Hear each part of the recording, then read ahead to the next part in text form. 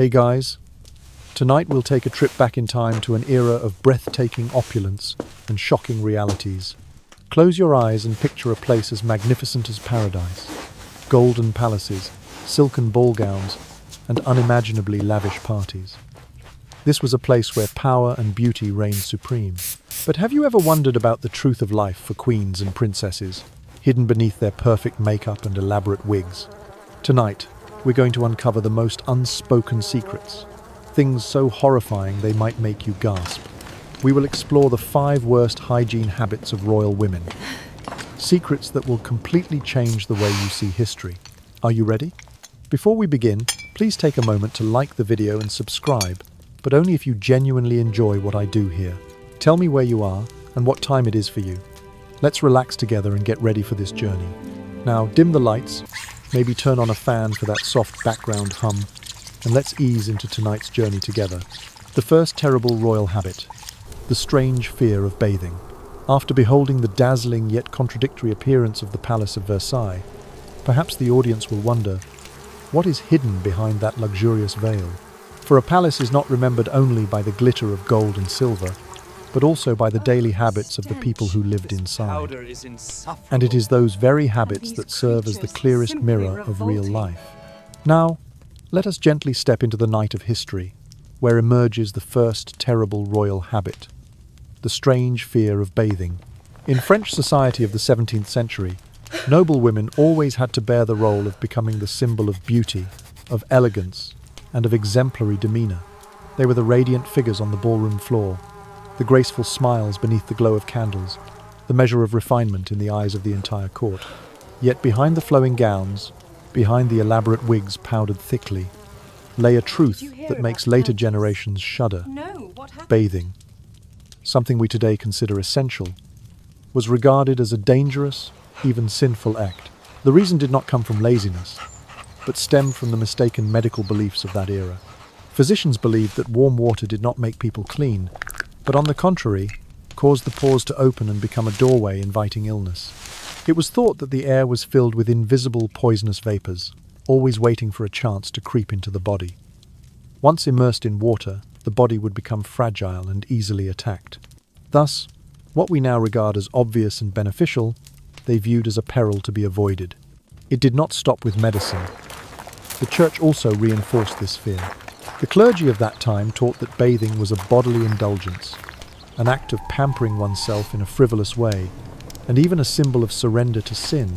Purity of the soul was considered noble, but cleanliness of the body only led people into temptation and lust. When religious doctrine and medical theory shared the same opinion, they joined together to form a strange culture. People turned their backs on water. The result was that royal women rarely had the chance to bathe their entire bodies. A full bath might be delayed for many months, and some for an entire year. During that time, they continued to wear heavy gowns, cinched tightly into suffocating corsets, painted their faces thickly, and crowned themselves with towering wigs. Sweat and dirt accumulated endlessly, day after day, month after month. Instead of seeing bathing as a way to preserve health, they regarded it as a hazard to be shunned, and so women who were praised as the embodiment of purity had to live in conditions of uncleanliness almost beyond belief. The most cruel part was that they had no choice. Abandoning bathing was not an individual decision, but the consequence of a collective belief, sustained and reinforced through many generations.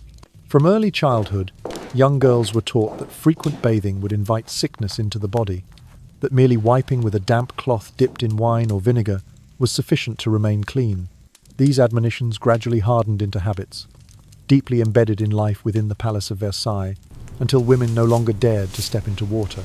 The paradox grew clearer when one remembers that Versailles itself was filled with water. Fountains, artificial lakes, and streams coursed through the gardens, all symbols of prosperity and power. Yet the very people who lived inside the palace were terrified of touching the flow of water.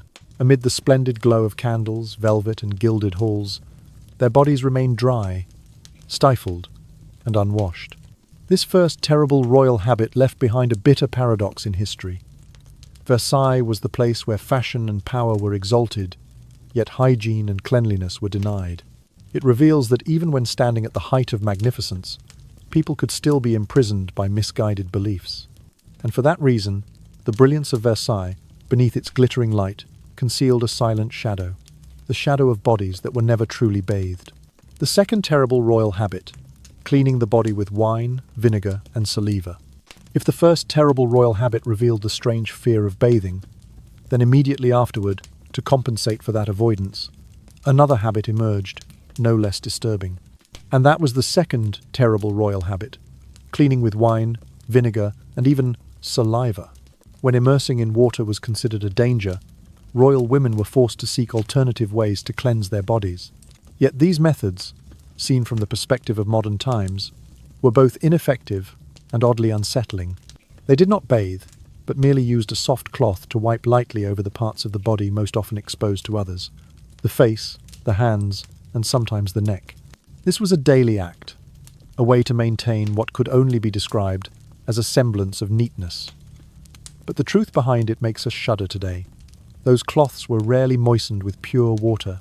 Instead, they were often soaked in strong wine, sometimes in diluted vinegar, and at times even in saliva. People believed that these substances had antiseptic properties, that they kept the skin dry, and most importantly, that they did not open the gates of disease, the way warm water was suspected to do. Wine, with its sharp sting, was seen as a shield protecting the body. Vinegar, with its sour and pungent odor, was regarded as a barrier against noxious air. And saliva, something seemingly trivial, was attributed with a natural cleansing power. Behind every gentle wipe, they believed they were safeguarding their bodies from countless invisible dangers.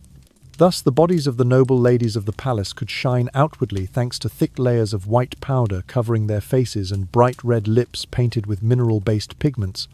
But beneath it all lay skin that had not been properly washed for many months.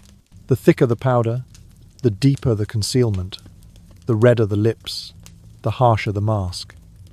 It was a bitter contradiction. Beauty became the disguise, while filth remained quietly beneath. On the rare occasions when a full bath was permitted, the experience was far from pleasant. The entire aristocratic family often shared the same basin of water. The man entered first, then the children, and the women were always the last to step in. By the time it was their turn, the water was already murky, lukewarm, sometimes foul-smelling, and often nearly gone. At that point, the idea of cleanliness was merely symbolic, more in appearance than in reality. The contrast between exterior and interior thus became even more stark. A noblewoman might emerge from her private chamber, draped in shimmering satin, with soft gloves on her hands and a radiant string of pearls around her neck.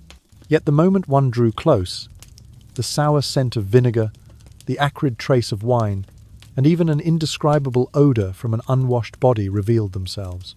Beauty in that instant was nothing more than a hastily painted picture, pleasing from afar but difficult to endure up close. Versailles, with all its brilliance and luxury, was in truth like a stage veiled with dazzling silk curtains. Behind those curtains, all that remained were scents and habits that make later generations shiver. The noble ladies of that era, though celebrated as paragons of beauty, lived with dry skin, accumulated dust, and the self-deception that a few wipes with wine or vinegar were enough to keep them pure. This second terrible royal habit exposed yet another paradox of Versailles. Beauty was not built upon purity, but upon concealment, and if one closes their eyes to imagine, amid the velvet and candlelight, one will sense the faint bitterness of wine, the sharp tang of vinegar, and even the weary saltiness of saliva. Things once considered shields of protection for the body, but in truth, mere evidence of an era steeped in misguided belief. The third terrible royal habit, the obsession with the stench of Versailles. If the first terrible royal habit revealed the strange fear of bathing, and the second terrible royal habit showed the unsettling practice of wiping with wine, vinegar, and saliva, then what came next was the inevitable consequence of both.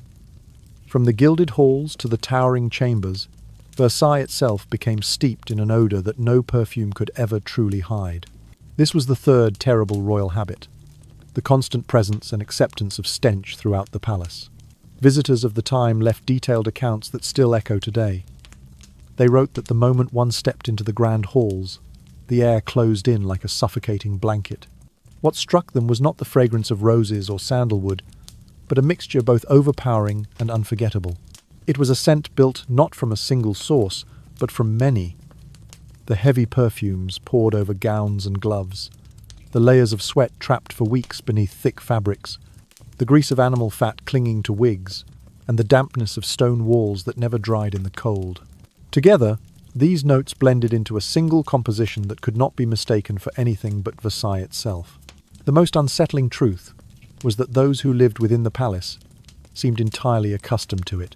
For the noble women, perfume was not simply an accessory, but an essential armor. They doused themselves in bottles of costly fragrance, soaking their dresses, their gloves, their hairpieces, and even the leather of their shoes. Instead of washing the body, they smothered it in layers of scent, believing that what others perceived was elegance itself. Yet the reality was that perfume did not erase odor, it only multiplied it. The sharp sweetness of flowers mingled with the acrid tang of sweat, creating a cloud so heavy that outsiders often recoiled. But within Versailles, this was considered refinement, a standard no one dared to question. From afar, the palace appeared to embody purity. One could see the noble women gliding gracefully in satin gowns, jewels sparkling beneath chandeliers, every step rehearsed to perfection. They seemed like visions of divine beauty, untouched by the struggles of ordinary life. But once close enough, the illusion crumbled. What filled the senses was not divine radiance, but suffocating heaviness. Perfume, sweat, grease, and mildew all combined into a single wave that pressed into the nose and lingered stubbornly in the memory. Beauty became a spectacle for the eyes, but a torment for the rest of the senses. Foreign diplomats and merchants, who had expected to be enchanted, often found themselves instead bewildered. They recorded their impressions in journals with words that carried sharp contrasts. A heaven for the eyes, but a hell for the nose. This phrase captured the essence of Versailles in a way that no painting or poem could. The palace dazzled with light, with gold, with elegance, but at the same time repelled with an odor that clung to its very stones. For the women of the court, this paradox was inescapable. They could wear pearls around their necks, rubies upon their fingers, and gowns embroidered with threads of gold, but all of it could not conceal the truth that their bodies betrayed them. Every smile offered in the candlelight carried with it the unspoken knowledge that beneath the surface lay something unclean. They endured it silently, knowing that their worth in the eyes of others was judged by appearances alone. Perfume was their mask, but behind the mask lingered the same bitter reality. Versailles itself became a grand stage, where light and shadow performed side by side. Its walls shone with mirrors. Its ceilings glittered with paintings of gods and heroes. Yet its air was thick with the ordinary truth of human neglect. What outsiders admired from a distance was not the reality lived within. To live there was to breathe in the constant mingling of decay and perfume, to carry it upon one's clothing, one's hair, even one's skin. The third terrible royal habit was not merely the presence of stench, but the acceptance of it. Over time, the inhabitants no longer noticed the heaviness in the air. What shocked foreigners was, to them, the rhythm of daily life. This resignation to odour became as much a part of Versailles as its gilded gates. And so, Versailles, often remembered as the heart of France's grandeur, was also the heart of contradiction. Its beauty was undeniable, yet its air was unforgettable for reasons far less glorious. Later generations, when they close their eyes to imagine those gilded halls, cannot separate the shimmer of chandeliers from the oppressive fog of scent. The palace that dazzled the eyes also punished the nose, and that is why the third terrible royal habit remains etched into memory, the acceptance of a stench so pervasive that it became part of Versailles itself. The fourth terrible royal habit, the problem of toilets and waste. If the third terrible royal habit revealed the suffocating stench that clung to every corner of Versailles, then what lay behind it was even more unsettling. The palace, for all its gold and grandeur, had almost no proper toilets. This was the fourth terrible royal habit, the disgraceful management of human waste in the most resplendent palace of Europe. Versailles, with hundreds of rooms and thousands of guests, was built to impress the eyes but never to accommodate the simplest needs of the body. Instead of well-designed lavatories, the royal court relied on chamber pots, small bowls tucked under beds, hidden behind curtains, or placed inside closets. When nature called, a nobleman or noblewoman would use the pot, and then, more often than not, its contents would be flung casually out of a window. If the courtyard was crowded, or if the wind turned the wrong way, an unsuspecting passerby might find themselves struck by a most unwelcome surprise. And there were those who did not bother with chamber pots at all. Men, emboldened by rank and disregard, were known to relieve themselves from balconies or in the corners of gardens. Visitors from abroad, accustomed to different standards, were horrified. They expected Versailles to embody refinement, but instead, they witnessed behaviour they associated with the lowest of taverns. What shocked them most was not the occasional slip, but the systemic neglect. It was not a rare occurrence, but a daily reality. The palace quickly became infamous for its overwhelming stench. Corridors that glittered with chandeliers also doubled as makeshift toilets. Noblewomen, gliding through in gowns of satin and lace, were forced to lift their skirts, not only to display embroidery, but also to avoid stepping into foul puddles left behind. The contrast was almost cruel. Silks brushing against marble floors, while just beneath lay the unmistakable marks of human waste. By the year 1715, the problem had grown so severe that a royal decree had to be issued. It stated that the corridors of Versailles should be cleaned once a week, not daily, not after every gathering, but once. And this was considered an improvement. The thought alone is staggering. The most magnificent palace of Europe, home to kings and queens, relied on a schedule of cleanliness that today would shock even the humblest household. And then came the question of wiping. Toilet paper as we know it did not exist. Instead, people turned to scraps of cloth, to leaves, to straw, and in desperate cases, even to their own hands. Washing afterward was rare, if it happened at all. The body that had avoided bathing now also avoided cleansing after its most basic functions. In such a system, parasites flourished, flies thrived. Disease found a constant home within the very walls, meant to embody order and majesty. Foreign dignitaries described Versailles with a mixture of awe and disgust. They admired the mirrored halls, the painted ceilings, the music and dance, but they recoiled at the smells that lurked beneath. One ambassador recorded that while he dined with nobility, the stench of chamber pots emptied nearby drifted across the room. For him, Versailles became a paradox. A palace more dazzling than any he had ever seen, yet fouler than the poorest quarters of his homeland. For the women of the court, this habit carried an additional burden. Their heavy gowns and layers of undergarments made the use of chamber pots awkward and humiliating. Privacy was scarce, and the dignity expected of them dissolved in moments when the body demanded what the palace had failed to provide. Behind every graceful curtsy was the memory of discomfort. Behind every jewel-studded smile was the knowledge of indignity endured in silence. Versailles, in this way, became not only a symbol of grandeur, but also a theatre of contradiction. It could dazzle the eye with light and gold, but it could not hide the truth that its foundations were steeped in filth. The fourth terrible royal habit was not only the absence of toilets but the acceptance of that absence, as though majesty excused neglect. Later generations, when they look back upon Versailles, cannot separate the shimmering mirrors from the chamber pots beneath them. The palace that sought to be the very heart of civilization carried within its walls the same stench that clung to the humblest alley. And so history remembers. Versailles was both the heaven of kings and the cesspit of their court, a place where magnificence was forever shadowed by waste. The fifth terrible royal habit, the horror of public childbirth. If the fourth terrible royal habit revealed the indignities of waste within the palace, then the next custom laid bare the deepest vulnerability of women at court. In 17th century France, childbirth was not a private moment of intimacy or care. Instead, for royal women, it became a public spectacle, a national performance. This was the fifth terrible royal habit, the horror of giving birth under the eyes of a crowd.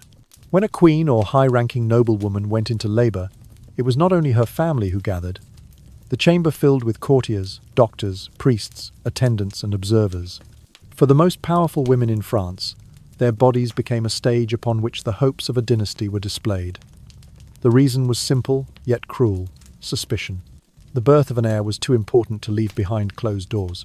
People feared that if a baby were stillborn, or if the child was female, there might be a secret exchange. To prevent such scandal, the delivery had to be witnessed. Thus, at the very moment when a woman was most fragile, she was surrounded by dozens of eyes. The chamber no longer resembled a sanctuary, but a theatre. Pain that should have been private became entertainment for others. Groans and tears were heard not only by midwives but by nobles who had come to confirm the legitimacy of a child. It was not compassion that filled the room, but curiosity and suspicion. Queen Marie-Thérèse, the wife of Louis XIV, endured this ordeal many times. Records tell of rooms so crowded that the heat was suffocating, the air stifled by candles and bodies pressed close. The queen, drenched in sweat, laboured beneath the gaze of a throng. On one occasion, she fainted after delivery, overcome not only by pain but by the crushing presence of so many witnesses. Later queens, including Marie Antoinette, suffered the same indignity. She too collapsed after childbirth, the air thick, the chamber suffocating, the crowd unrelenting. The danger was not only emotional. Medical knowledge at the time was limited. Tools were unsterile and hands were unwashed. Infections were common, and many mothers never recovered. Childbirth was already perilous. To endure it before an audience only magnified the risk. For the noble women of Versailles, every birth was a gamble with death, played out beneath the scrutiny of courtiers who cared less for the mother's agony than for the legitimacy of the heir. The statistics were grim. Nearly 1 in 3 children died before reaching the age of 3. Mothers, too, perished in alarming numbers, their lives claimed by fever or blood loss after delivery. And yet the practice of public childbirth continued, upheld by tradition and fear of scandal. What should have been an act of nurture and welcome became a ritual of surveillance. For the women themselves, the toll was profound. To know that every cry would be witnessed, every weakness judged, was to live with constant dread of pregnancy. They were honoured for bearing heirs, yet shamed by the way they had to endure it. Their dignity was stripped away, leaving them as little more than vessels before the court. Observers from other lands often left with astonishment. They could not comprehend how a culture that prided itself on refinement forced its queens into such indignity. Some described the births as spectacles akin to plays, with the queen as both performer and victim. Versailles dazzled with jewels and mirrors, but behind those walls, women laboured like actors on a stage they never chose. The fifth terrible royal habit thus revealed a paradox as deep as any within the palace. The very act that should have been most sacred was turned into a scene of shame and fear. Royal women, who embodied grace in public, carried scars of humiliation in private. And history remembers them not only as figures of elegance, but as mothers who bore children beneath the eyes of the court, their suffering turned into a display. Versailles, with all its magnificence, demanded such sacrifices. Its mirrors reflected beauty, but its chambers echoed with cries of labour drowned by the murmur of an audience. And so, the palace became not only the heart of grandeur, but also the stage of one of history's cruelest customs. The horror of public childbirth, the final and perhaps most intimate of the terrible royal habits. After we have quietly passed through the curtain of the first 5 dreadful royal habits, from the strange fear of bathing to cleansing the body with wine, vinegar, and even saliva, from the horrifying stench that haunted Versailles, to the filth of waste disposal, and finally the terror of public childbirths, perhaps you might feel that the picture of royal life is already dark enough. Yet the truth is far more cruel than that. What we have just witnessed is only half of the full portrait. For Versailles, with all its golden light and glittering mirrors, does not preserve only those 5 wretched customs. Hidden deep within its vast corridors and suffocating chambers, there exist 5 more habits, no less dreadful, which took root and shaped the rhythm of palace life. If the first 5 revealed the filth of the body and the injustice of rituals, then the next 5 will show that Versailles was rotting even in the ways of eating, conversing, resting, and in the very invisible laws that forced women into obedience. The consequences of those habits did not stop at poor hygiene or the discomfort of a few individuals. They sowed the seeds of spreading disease, of untimely deaths, of suffocated spirits, and of the distortion of the standards of living for an entire class of nobility. What we call luxury today was, in that age, nothing more than a shining veneer concealing the hidden suffering of people bound tightly by the very rules they believed to be noble. Thus, after the first 5 dreadful royal habits, let us gently step further into the dense night of history to listen to 5 more tales. These are habits that seemed like luxuries, but in truth revealed the fragility, the exhaustion, and the misery of royal life. And it is precisely here that we see Versailles, the symbol of magnificence, also stand as a sorrowful testimony to an era filled with contradictions. The 6th dreadful royal habit: the gigantic wigs and the secrets they hid. If Versailles was the fashion capital of Europe, then the towering wigs of the royal women were the unshakable symbols of power. Hairstyles of that age were not merely a matter of beauty. They were transformed into living works of art. A wig could rise as high as a handspan, built upon hidden frames of wire, padded with wool, cotton, and sometimes even horsehair to maintain shape. Upon this scaffolding, attendants layered white powder, ribbons, strings of pearls, silk flowers, and at times even bizarre ornaments like miniature ships or tiny model gardens. From a distance, it was a dazzling spectacle, a theatrical vision of elegance and grandeur that left onlookers utterly overwhelmed by its intricacy. Yet behind that brilliance lay a truth far less luminous. In order to keep such constructions in place, ladies of the court relied on a heavy pomade made primarily from beef fat. This thick grease gave the wigs their stiffness, but it also released a faint, rancid odour. Worse still, the fatty pomade provided the perfect breeding ground for lice and other vermin. Since wigs were seldom removed for proper cleaning, they often became veritable colonies of parasites. Women scratched discreetly, trying not to betray their discomfort. Some carried small instruments known as silver claws, delicate tools resembling tiny tongs, to allow them to relieve the unbearable itching even while seated at banquets or whispering in courtly conversation. No one dared abandon the fashion. At Versailles, appearance was not optional. It was destiny. A woman who arrived without an elaborate, sky-high wig would be branded outdated, ridiculed, and quietly pushed to the margins of court society. To be fashionable was to survive. To falter in the display was to risk being forgotten. And so, even when their scalps burned with irritation, even when their necks throbbed beneath the crushing weight, these women endured. Dignity, they believed, was measured in inches of hair, in the powdered sheen of artificial elegance. Versailles, therefore, was not only the stage of political power, but also the theatre of grotesque coiffure. The rituals surrounding these wigs consumed entire mornings. Attendants would begin by applying thick layers of powder, usually a chalky mixture of starch and ground bone, puffing it into the air until the chamber was clouded in white dust.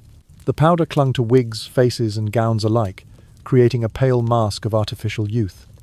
Breathing it in was suffocating, and many complained of coughing fits, watery eyes, and irritated lungs. Still, no one questioned the ritual, for to step into the hall of mirrors without powdered hair was to invite humiliation. Beyond the parasites and the odours, the wigs themselves carried silent dangers. Their height and volume made them prone to accidents. It was not uncommon for a lady, bending too close to a candle, to set her magnificent creation aflame. In a palace where chandeliers dripped with wax and torches burned through the night, such mishaps were both feared and whispered about. To carry such a wig was to carry not only a burden, but also a hidden peril, a crown of vanity ready to betray its wearer at the faintest misstep. And yet, the wigs endured as markers of identity. The taller and more ornate the hairpiece, the greater the claim to refinement and influence. Women competed not just in jewels or gowns, but in the architecture of their wigs. Some were adorned with scenes of naval victories, others with intricate dioramas of pastoral gardens.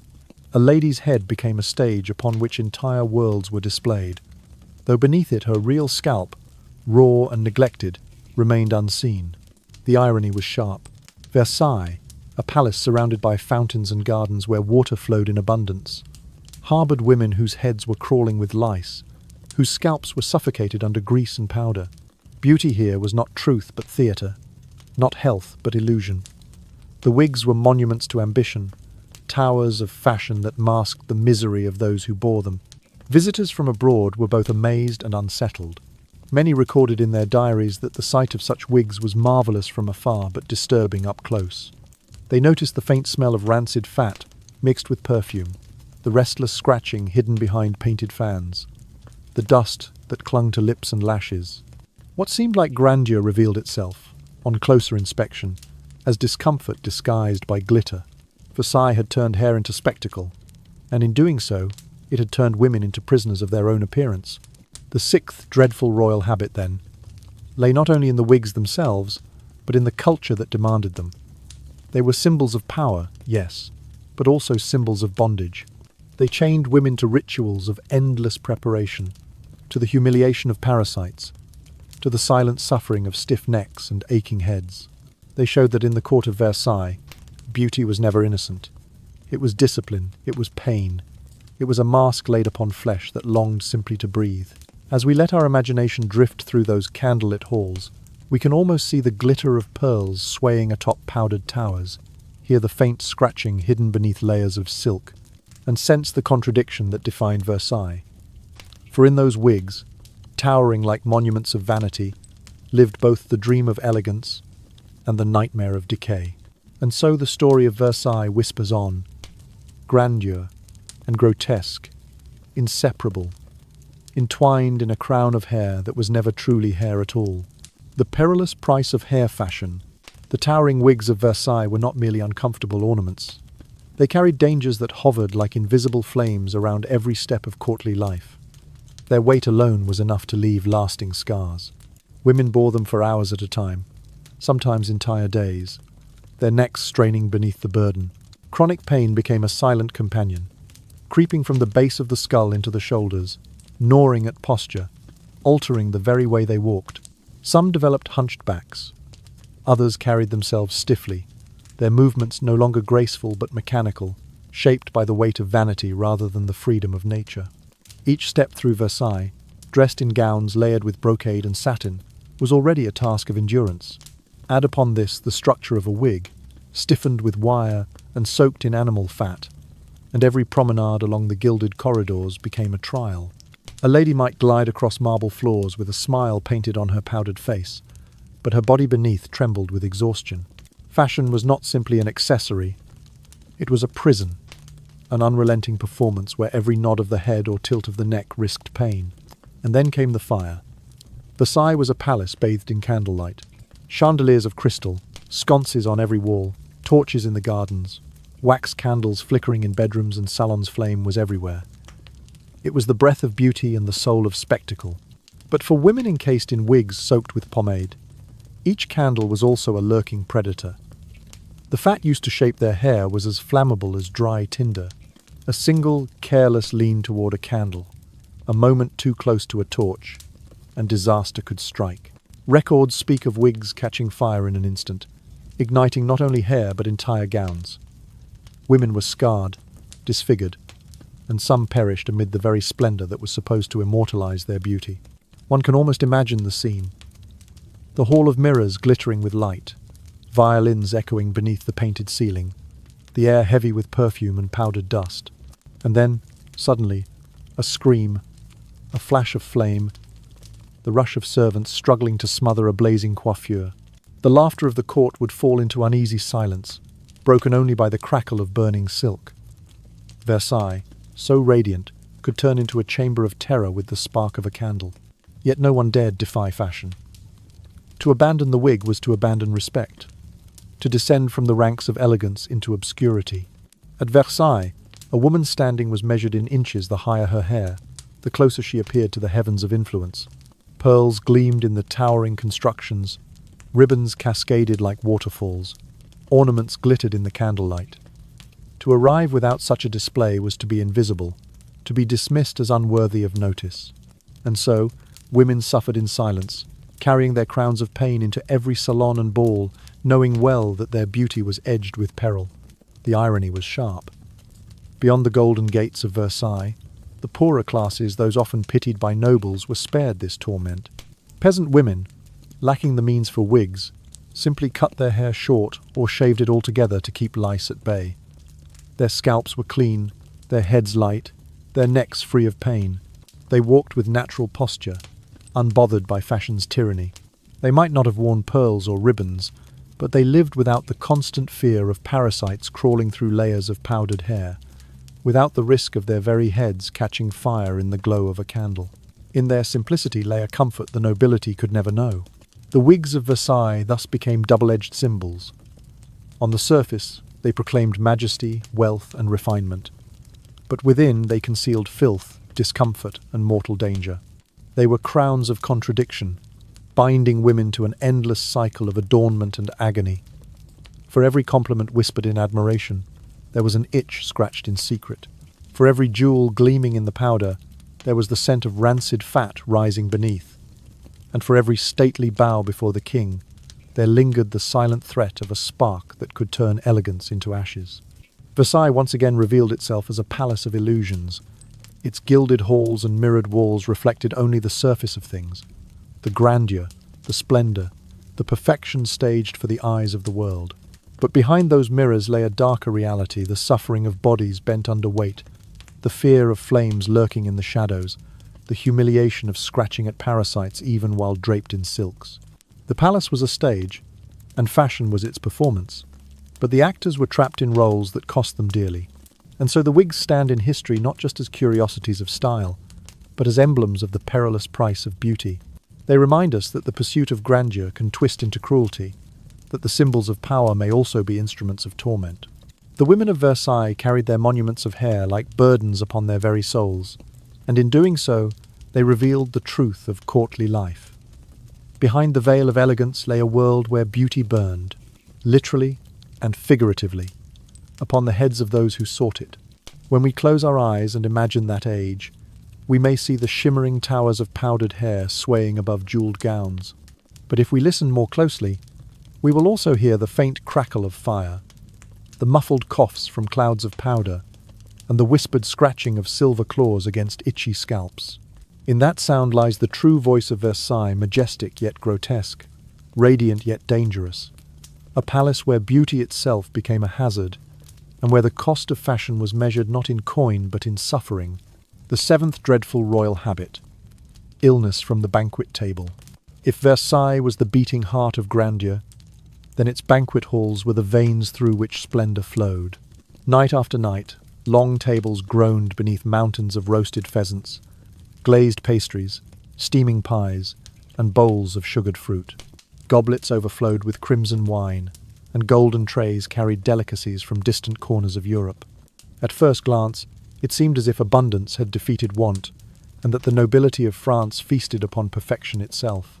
But beneath the glitter of silver platters and the shimmer of candlelight lurked a hidden enemy disease born from filth, parasites bred in kitchens tainted by poor sanitation, and illnesses carried invisibly in every sumptuous bite. The kitchens of Versailles were not immune to the palace's larger problems. The plumbing that ran beneath its walls was crude and unreliable. Wastewater often backed up, flooding the very places where food was prepared. Rats and insects scurried freely through storerooms, gnawing at grain and fruit, leaving their invisible marks upon meals destined for the royal table. Meat was stored without proper cooling. Vegetables lingered too long before serving, and the air itself carried the damp scent of mildew. The result was that luxury often arrived on gilded dishes, already tainted, and parasites made their way into noble stomachs along with every lavish feast. Among these parasites, one in particular became infamous: the tapeworm. Long, flat, and merciless, it made its home in the intestines of those who dined too greedily on undercooked meat. Records whisper that even King Louis XIV, the radiant Sun King, who ruled over France with unmatched authority, was not spared. It is said that he once expelled a worm measuring 6 inches in length, a chilling reminder that even the mightiest monarch could not escape the price of unsanitary living. No crown, no jewel, no hall of mirrors could protect against the silent colonization of the body by creatures born from spoiled banquets. For women of the court, the suffering was perhaps even greater.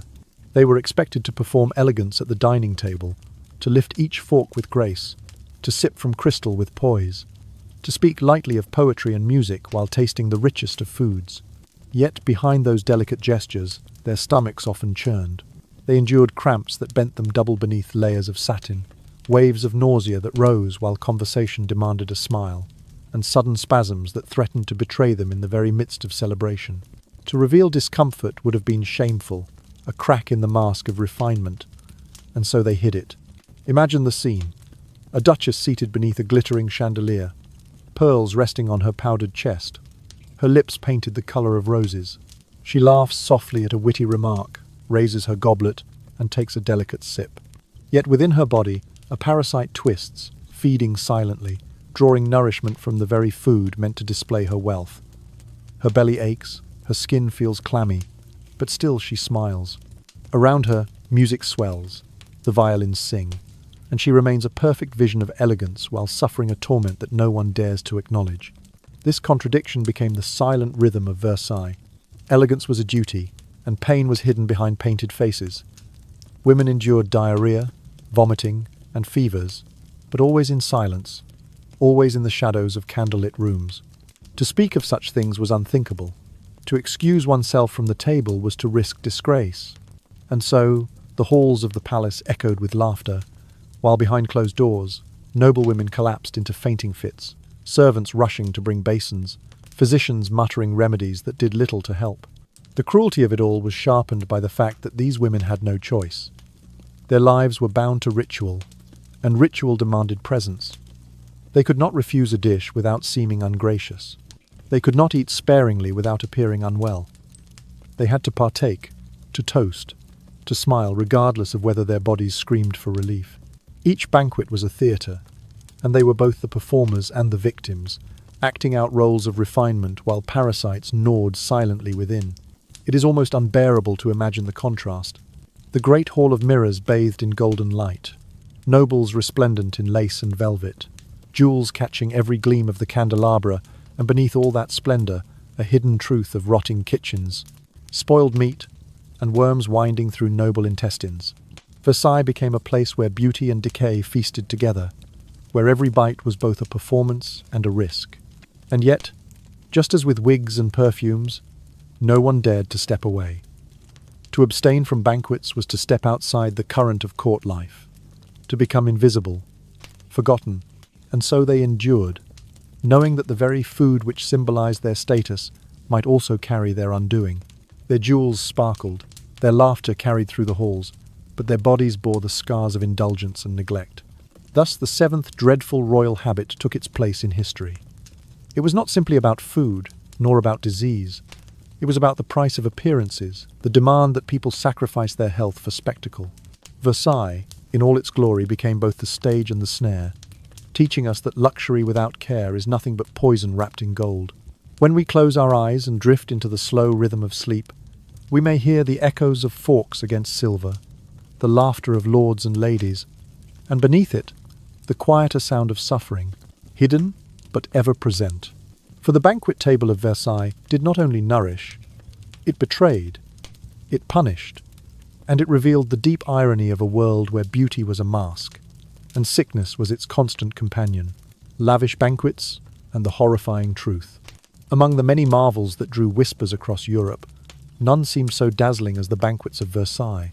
Imagine entering the grand dining halls, their ceilings painted with myths of gods and victories, their chandeliers dripping with candlelight like stars brought down from the sky. The tables stretched endlessly, covered with embroidered cloth and silver vessels that gleamed in the glow. Dish after dish appeared, golden roasts of wild game, glistening with dripping fat, delicate pastries dusted with sugar like snow, fruits soaked in rare syrups until they shimmered like jewels. It was a theatre of abundance, a living painting of excess. Guests laughed, lifted goblets high, and spoke in soft tones of wit and intrigue. To the eye, it was paradise.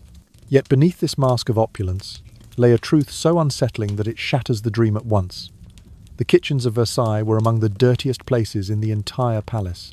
The very heart of luxury hid within it a core of decay.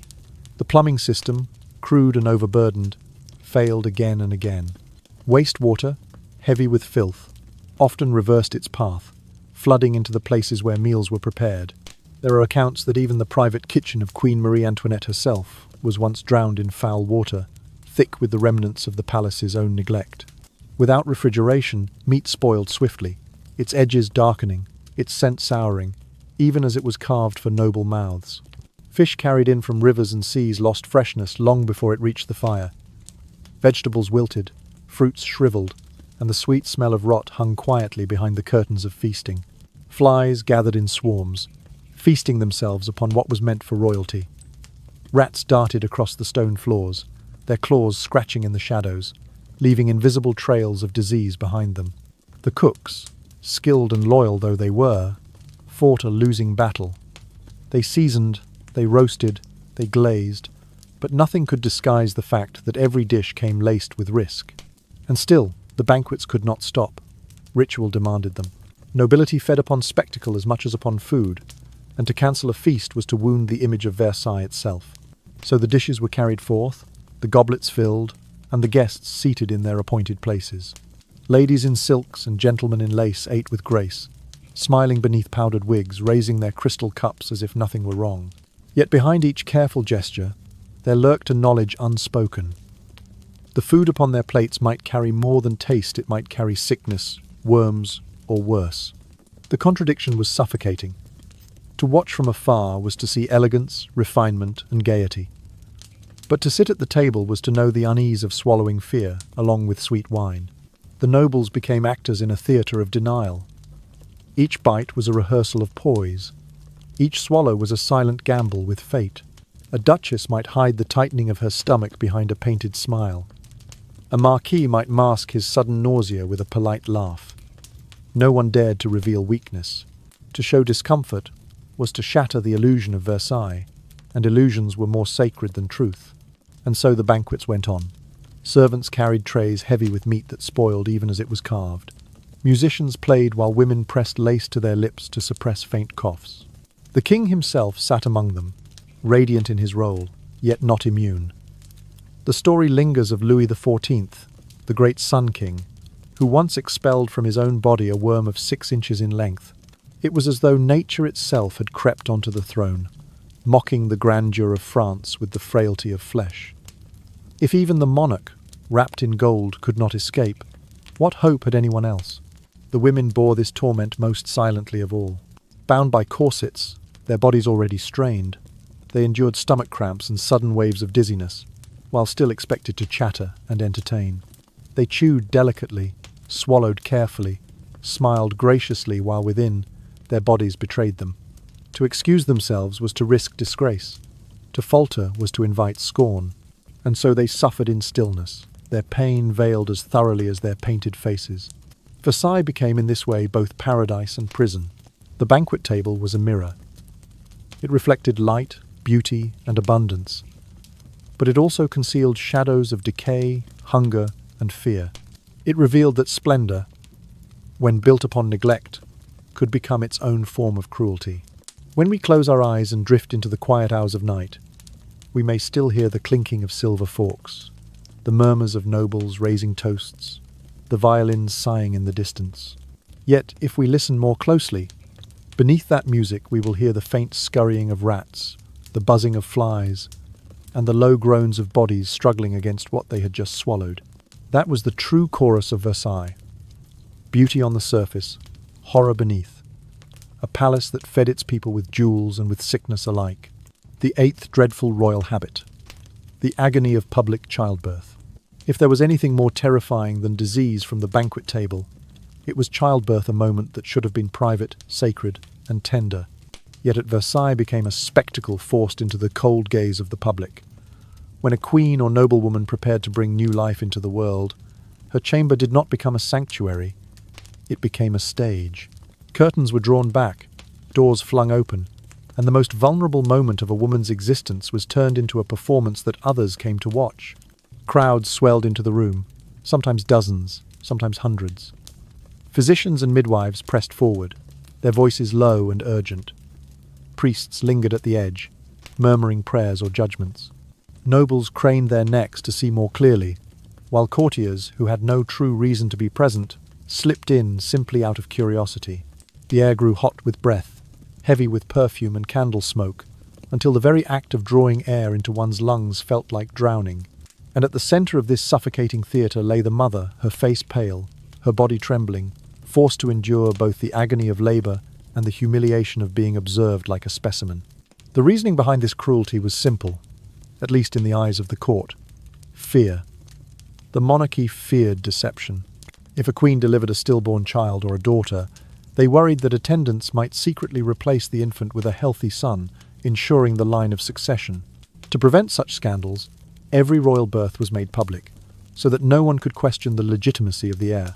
It was, in essence, the most intimate act of creation, stripped bare and shackled by suspicion. Imagine the torment. Contractions tearing through the body, waves of pain so deep they blurred vision and thought.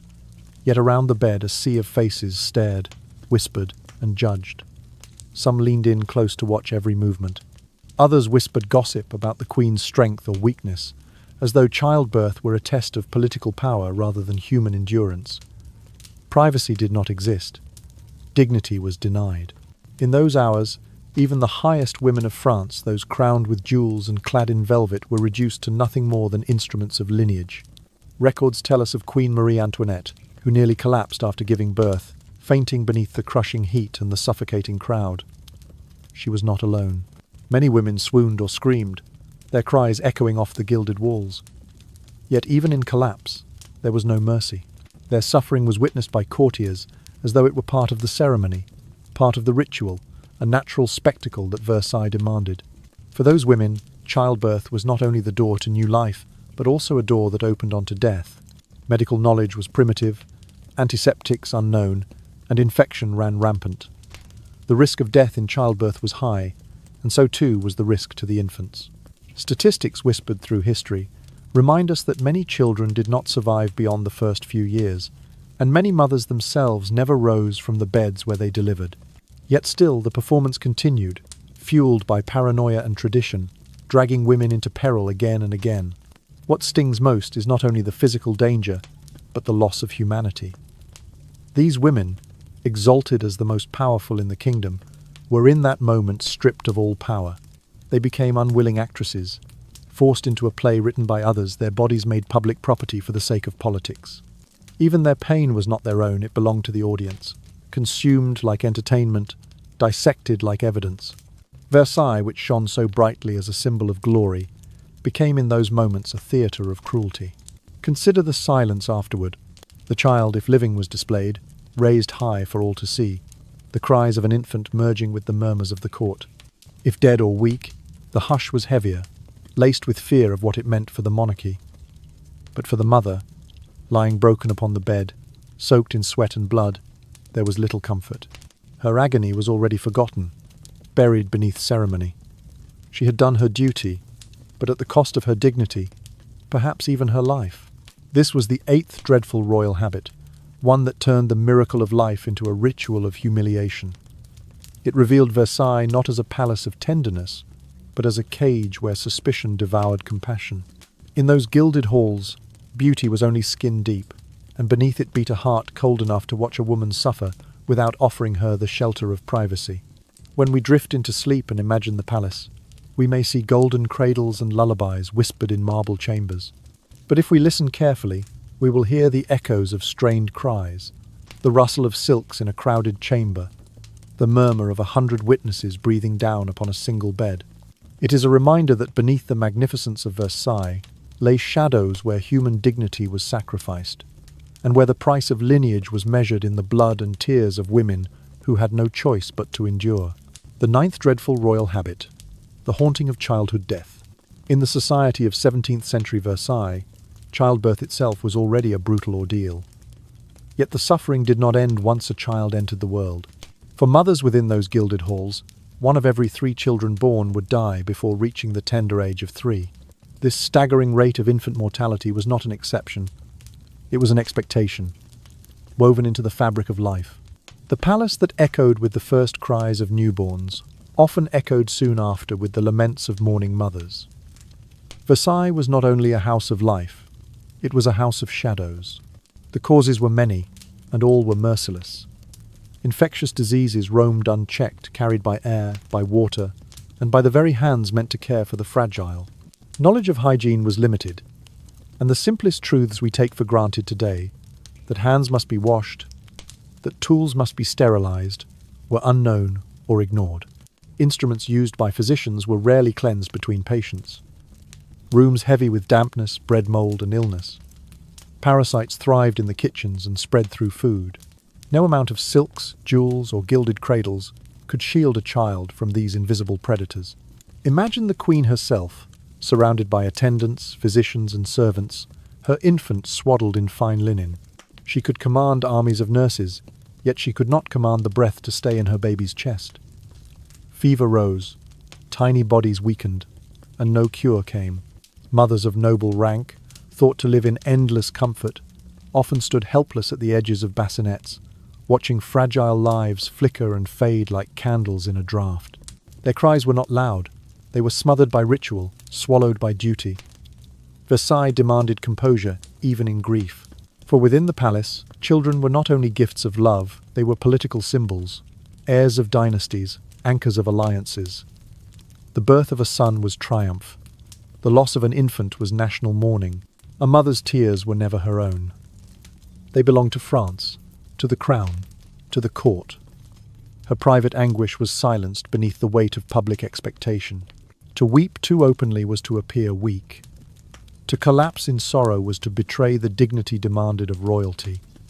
And so, women hid their pain, wearing masks of serenity while their hearts bled. Consider the cruel irony. A young duchess might cradle her dying child in arms wrapped with pearls, the sparkle of jewels mocking the fading light in her baby's eyes. A queen might walk through mirrored halls, her gown whispering across marble floors, even as her mind replayed the cries of the infant she had just buried. Courtiers bowed to her beauty, spoke of her strength, but none could see the hollow echo inside her chest. Versailles celebrated power, but in doing so it stripped away the right to grieve. The palace became, in its way, a cemetery of dreams. Behind its gilded doors, countless tiny lives ended before they had begun. The gardens, so vast and carefully tended, might as well have been planted atop invisible graves. Each fountain, each hedge, each blossom hid within it, the ghost of children never given the chance to play, laugh, or grow. And their mothers, trapped in roles of queens and countesses, carried the weight of loss with silence forced upon them. To imagine this is to feel the suffocating contradiction of Versailles. Outwardly it glittered as a temple of triumph, a paradise of art and music. Inwardly, it wept with unspoken sorrow. The lullabies sung in those chambers often became elegies. The cradles carved from the finest wood too often stood empty. And yet, the cycle continued, because the court demanded heirs. Women endured childbirth again and again, knowing the odds, knowing that the joy of holding a child might soon turn to the agony of letting go. This, then, was the 9th dreadful royal habit, not a custom of vanity or indulgence, but a ritual of silence. It was the cruel expectation that mothers should swallow their grief, conceal their tears, and appear serene while the most natural wound of the human heart tore them apart.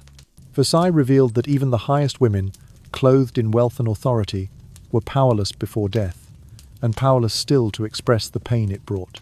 When we close our eyes at night, perhaps we hear faintly the lullabies of those long ago, drifting through the gilded corridors like echoes.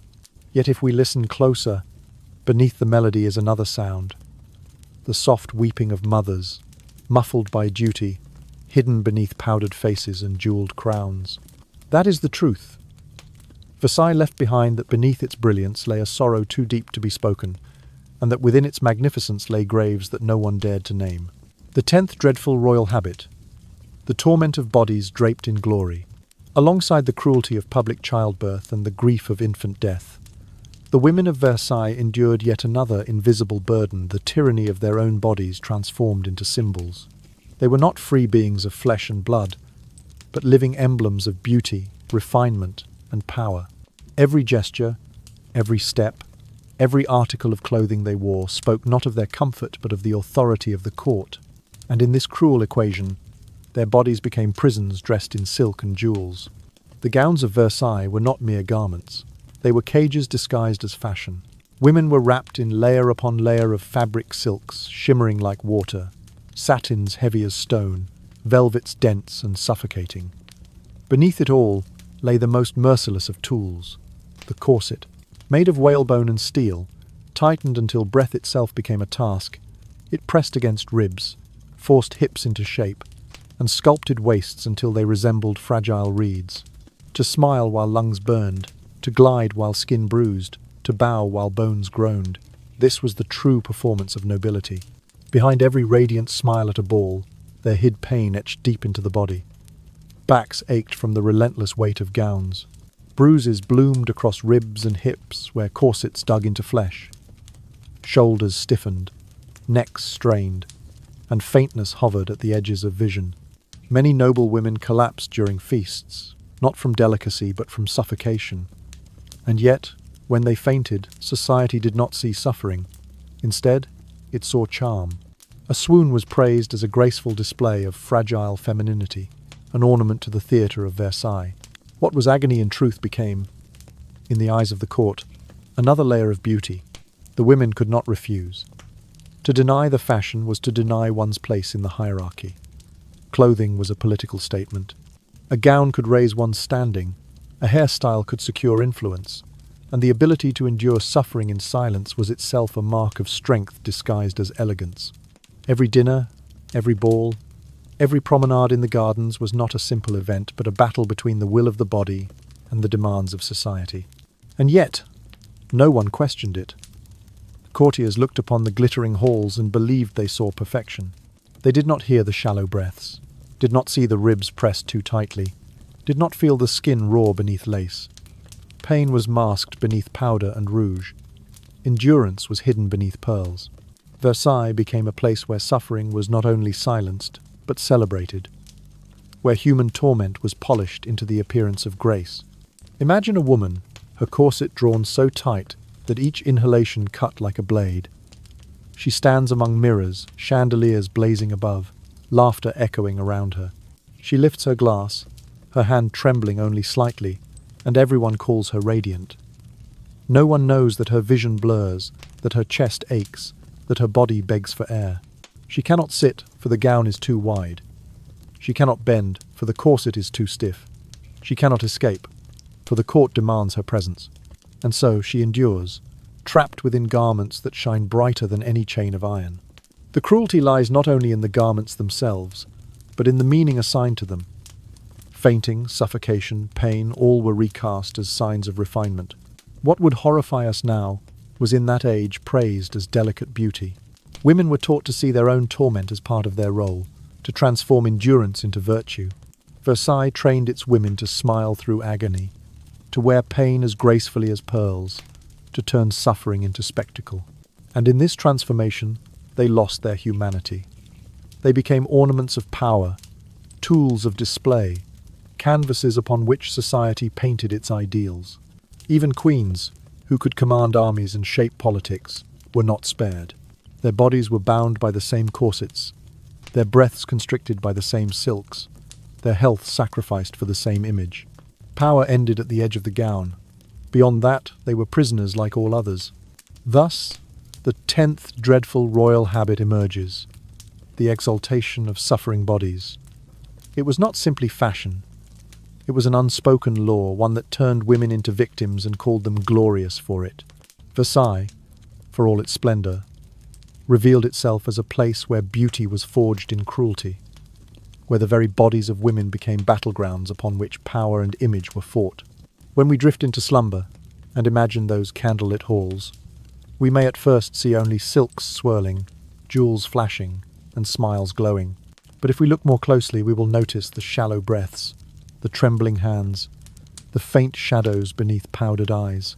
We will hear the faint gasp of a woman who cannot breathe, the muffled sound of a body collapsing, and the quiet applause of a court that calls it beautiful. That is the truth Versailles concealed. Behind the glitter lay broken bodies, suffering in silence, draped in glory, yet bound in pain. The 11th dreadful royal habit, life behind the candlelight. By day, Versailles shimmered with brilliance. Dances filled its salons, music swirled through its galleries, and golden rays from the gardens streamed into the mirrored halls. It was a place where beauty seemed endless, a stage where elegance never faltered. Yet when night descended, when the sun withdrew and the palace leaned upon its thousands of candles, the illusion faltered, and the darker truths crept forth. The light of the candle was soft, gentle, and enchanting, but it came at a cost. To illuminate such vast corridors and cavernous chambers, thousands upon thousands of flames had to be lit each evening. Wax melted, smoke thickened, and the very air turned heavy. With every flicker, soot rose to the ceilings, staining gilded panels and tapestries. The lack of ventilation meant that the smoke lingered, clinging to fabrics, clinging to skin, turning the grandeur of the palace into a haze that choked those who lived within. The air grew thick not only with smoke, but with odours woven into an oppressive tapestry. The sharp tang of sweat, trapped beneath silks and corsets, mixed with the sour stench of food already turning rancid in nearby kitchens. Perfume, poured in abundance upon wigs, gowns, gloves, and fans, sharpened the mixture, creating a sweetness so heavy it became suffocating. To this was added the rank scent of waste, for the palace, so majestic in appearance, had corridors that often doubled as latrines. Visitors wrote in their diaries of holding their breath as they passed through hallways, marvelling at beauty with their eyes, recoiling with their lungs. Versailles was not only a feast for sight, but also a torment for every other sense. Royal women, even those who slept upon gilded beds beneath embroidered canopies, could not escape. Their chambers, adorned with velvet curtains and gilded furniture, were not free from the stench. The smoke of the candles seeped into linens and tapestries. Sheets were rarely washed, blankets seldom aired. The smell of dampness, sweat, and dust clung to everything. Beds that sparkled with gold leaf were, in truth, nests of irritation, itching skin, rashes that bloomed in the night, coughs stirred by the unclean air. The image was cruel, a duchess reclining upon a mattress carved with symbols of power, yet her body restless, her skin breaking into rashes, her lungs heavy with smoke. A queen herself might smile in candlelight, her jewels scattering sparks of brilliance across her face. But beneath the glow, her eyes revealed fatigue, her complexion dulled by dirt, her body weighed down by the very palace that celebrated her. And yet, this was hidden beneath layers of ritual. Guests entering at night saw only glittering salons, glittering gowns, glittering chandeliers. They did not see the damp sheets, the tired eyes, the women coughing quietly into perfumed handkerchiefs. They did not hear the restless scratching at irritated skin, or smell the faint mildew rising from the corners of rooms. Versailles demanded spectacle, and spectacle demanded denial. This nightly suffocation created a strange kind of nightmare. Life in the palace was not a sharp horror, sudden and shocking, but a slow oppression, creeping into every breath. Sleep itself was not refuge. Women lay awake beneath silk canopies, tossing in heat and smoke, their bodies restless, though their surroundings proclaimed peace.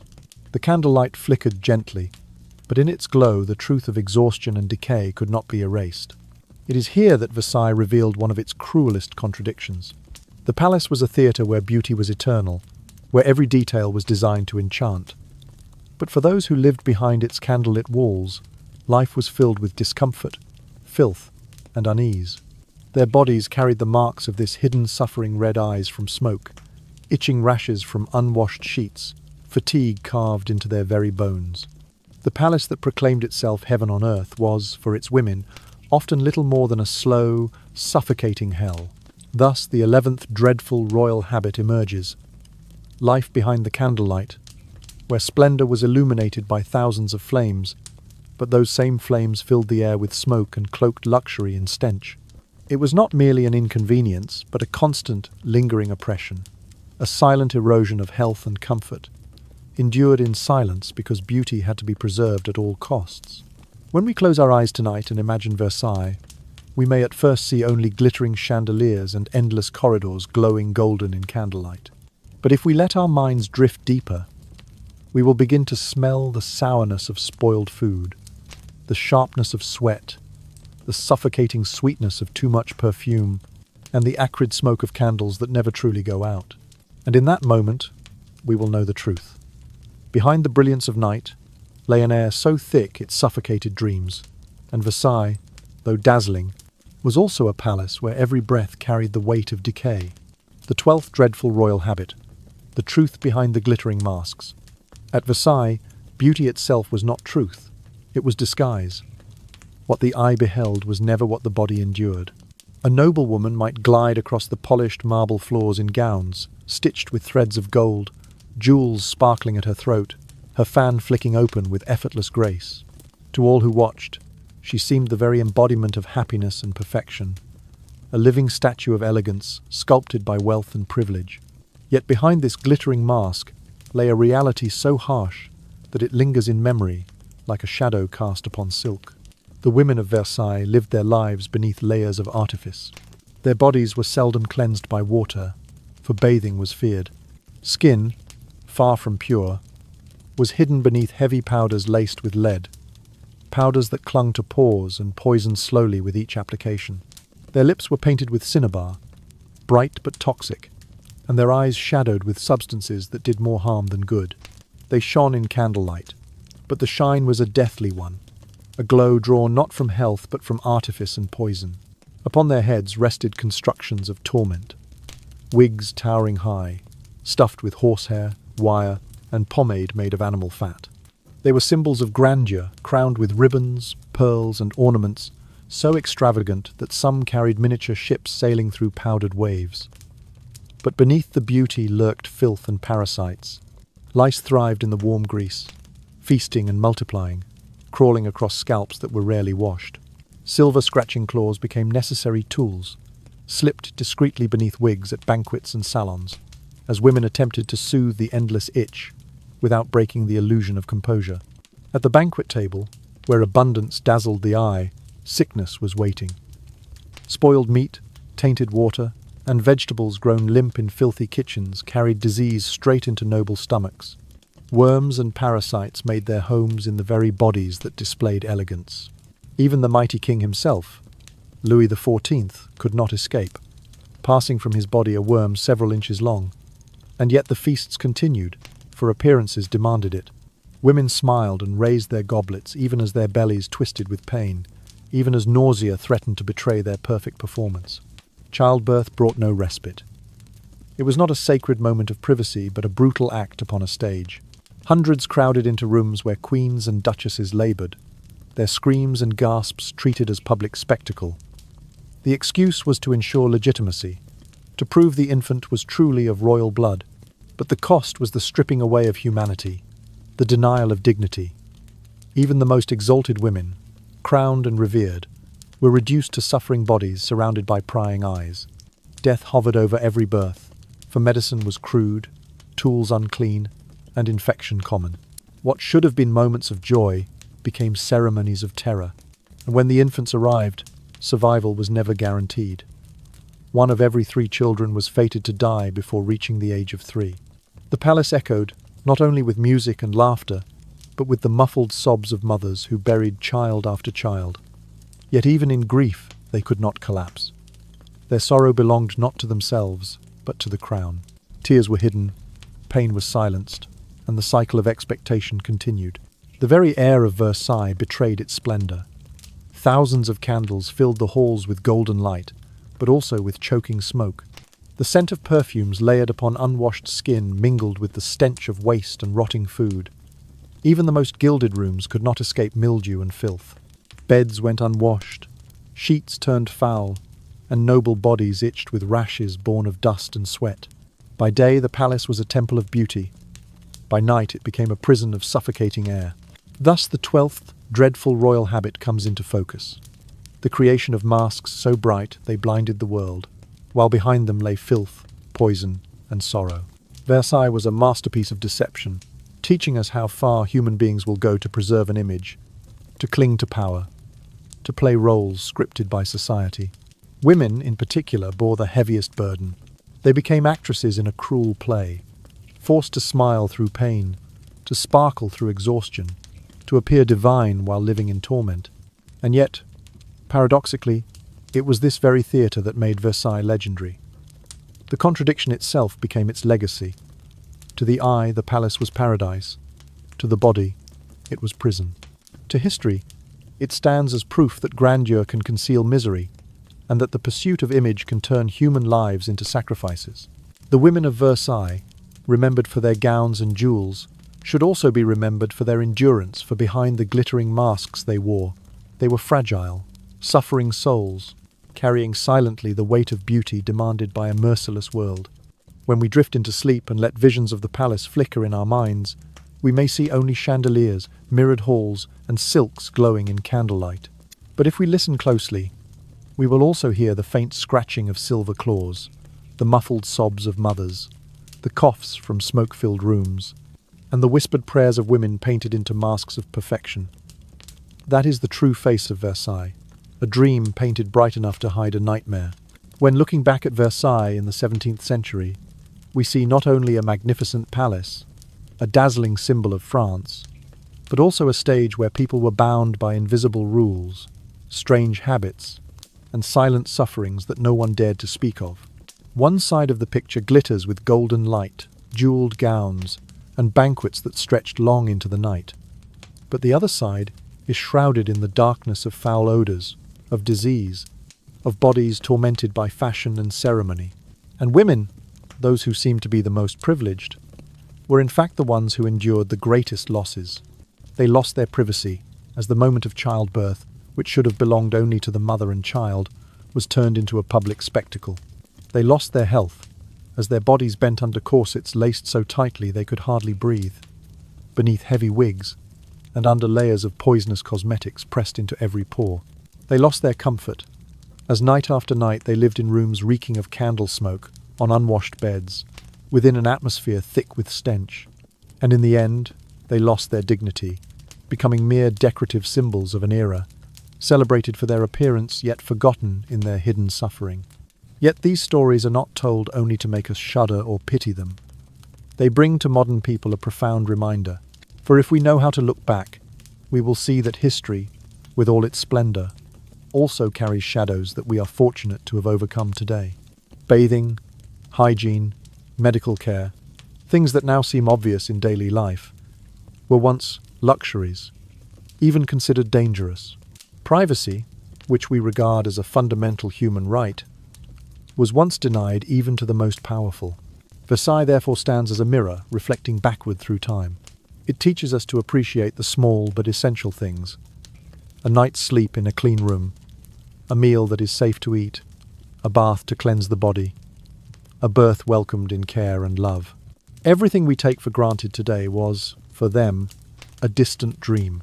And this contrast shows us that humanity's progress is not measured only in scientific achievements or monumental works, but also in our gradual ability to live with compassion and respect for one another. Behind the splendid masks of Versailles lies a harsh truth. Beauty can conceal injustice, power can turn pain into spectacle, and light can glitter upon a foundation of darkness. But the lesson it leaves is this: no layer of cosmetics, no gilded wall, can ever erase the truth completely.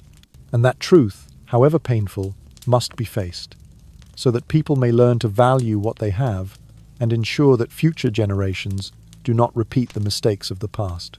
Through today's video, viewers have not only heard of Versailles as a legend of luxury, but also seen Versailles as proof of human endurance, especially of women, within a harsh society. It is a reminder that history always has two faces, one bright to be praised and one dark to be warned against. And only by recognizing both can we see the true value of progress, not merely in wealth, but in compassion, in justice, and in the right to live a complete life.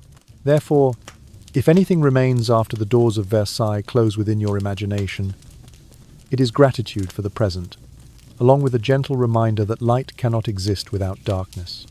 And it is from the darkness of Versailles that we come to understand that the journey toward a just and humane world has never been easy, but has always been worth continuing.